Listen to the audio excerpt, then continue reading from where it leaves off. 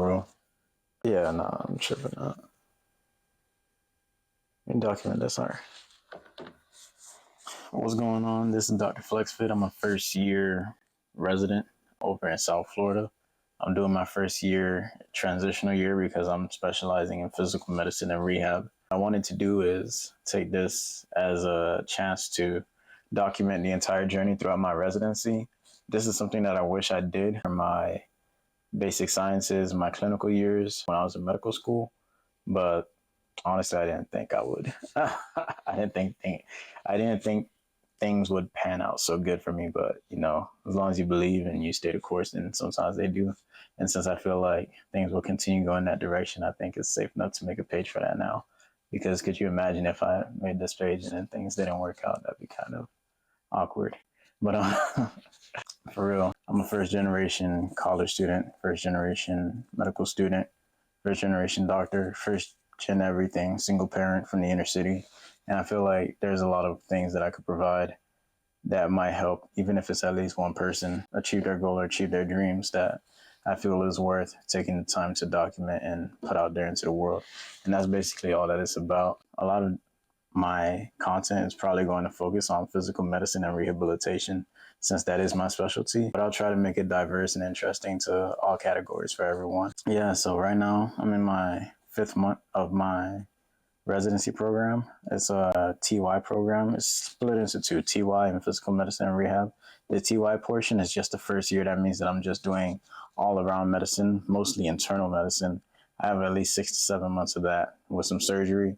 Electives like radiology, anesthesia, cardiology, nephrology, things like that, getting my hands in a bunch of different fields until I can finally go into what I want to do, which is physical medicine and rehabilitation. In total, it's 4 years. 4 years of college, 4 years of medical school, then 4 years of residency. And that's how you complete the physical medicine and rehabilitation track. That's what we're on right now. 6 months in to my training program right now. People might be interested in the program that I'm training at. What I will say is that it's completely a non-toxic program. A lot of times you have this issue of people worrying about if you're gonna have grown men yelling at you, grown men or grown women yelling at you, or treating you badly or treating you poorly, or not prioritizing your health, your wellness, things like that. As a transitional year who pretty much has to do a lot of the grunt work, I haven't felt that a lot, honestly. I think it was a bit difficult for me in the beginning because I started off with ICU, which is one of the hardest, if not the hardest, internal medicine rotations to start off with. And then I had to do 3 months of floors back to back, which is a whole lot of groundwork, So if you would have asked me in the beginning of my residency, then I would have probably told you that they were doing way too much and working me a little too hard for something that I'm not too behind, because I'm trying to do another specialization and they have me doing this. No, I think the program is good because it's not malignant. I think the next thing is that, or I know the next thing is that the providers that I'm working with are just so intelligent. I like actually learning. A lot of times when you're going through this journey of learning every single day for years and years and years, you forget that at some point you actually did like learning just for the sake of learning, and it did bring you happiness. That's something that I was able to rediscover, being under the tutelage of people who are so experienced and so professional and so confident in their understanding, and they instill that confidence in you. My rotation so far has been ICU, floors, which is just internal medicine, nephrology, and I think that's it so far. So yeah, just those 4, but from those 4, it's been really, really good. I give high grades across the board. I don't think I've had a single attending who's been, misabusing their power or, not teaching me or, ignoring me or anything like that. I've been extremely involved, and this has been a good journey so far.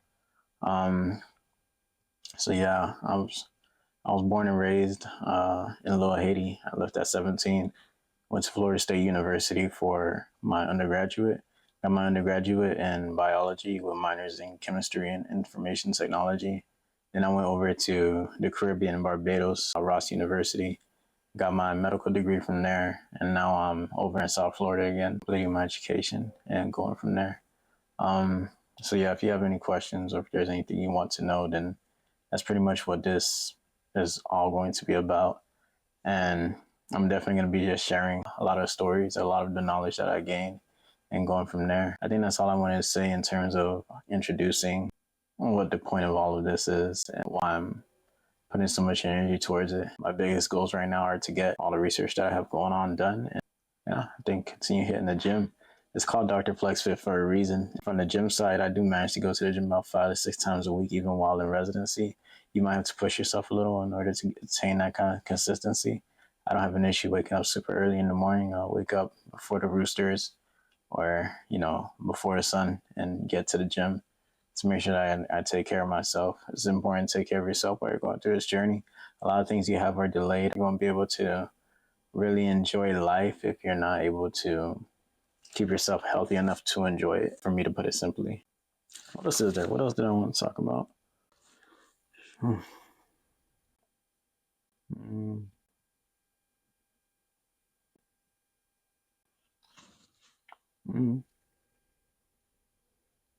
I'm from Little Haiti. I went to Miami Edison Senior High, Edison Middle, Edison Elementary, just right up the block. And it's been, the same journey the whole time.